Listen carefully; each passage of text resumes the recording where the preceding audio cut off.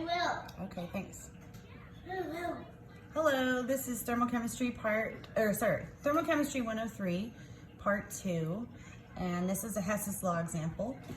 And the example is asking us to calculate the heat of reaction for a reaction between ammonia and oxygen to make nitrogen monoxide and water gas.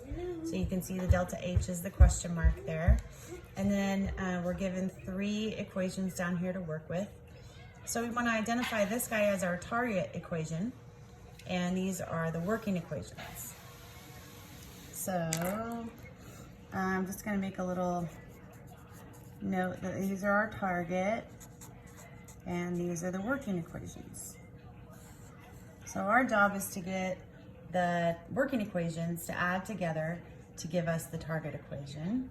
Keeping track of whatever we do to these working equations, we'll also do to the delta H's.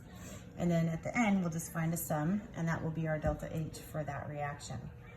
Okay, so the first thing we're gonna do is change colors because I want a different color. First thing we're gonna do is flip the reactions so that the reactants and the products in the target equation are on the same side as the reactants and products in the working equations. So for instance, we have NH3 here as a reactant, and down in the working equations we have it as a product right here, and NH3 is a product.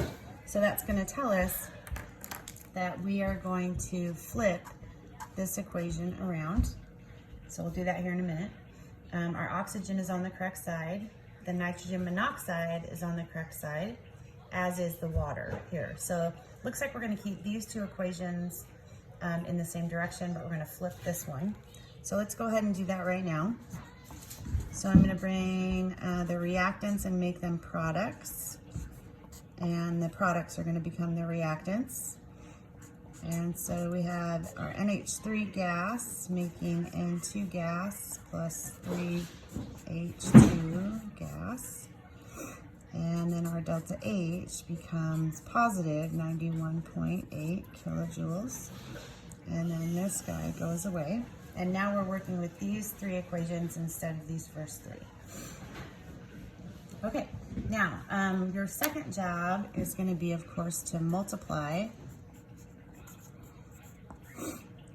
so that you get the same number of reactants and products as you have in the target equation. So for instance, we have 4 NH3s here and only 2 here.